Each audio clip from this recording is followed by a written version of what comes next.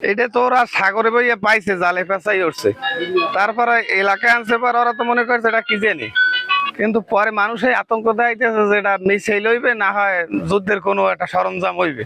এই জন্য আমরা থানায় জানাইছি, থানায় যে প্রশাসন আইতে আছে, তারপর তারা গিয়ে দিক নির্দেশনা দেবে যে কি করবে না করবে।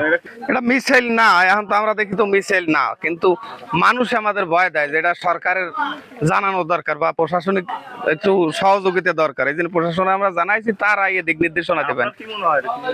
না, আমার মনে হয় যেটা মিসাইল হইতে পারে না। মিসাইল হইলে তো তার একটা আলাদা কিছু একটা সরঞ্জাম থাকবে যেটা বাস্ট হইবে। সাগরে চলে এরকম কিছু সাগরে চলে না, এটা উপরে চলমানই একটা জিনিস, যে কোনো জিনিস হোক।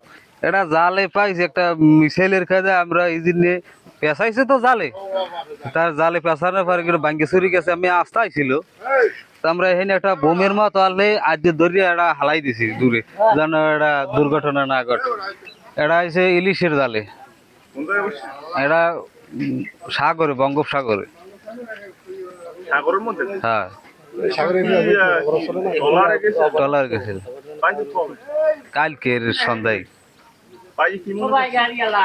কাই মনে করছে এটা কোনো ইর খেদা হইবে, রই আর কয় কে হইবে না,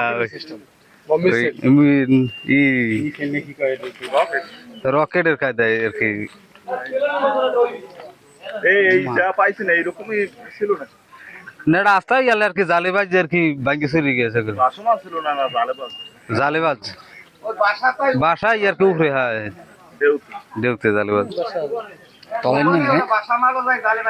দেখি আপনার ভয় পান না? না, ভয় পাইনি আমরা। কয়জন ছিলেন? আমরা 6 জন। এখন কি করছেন?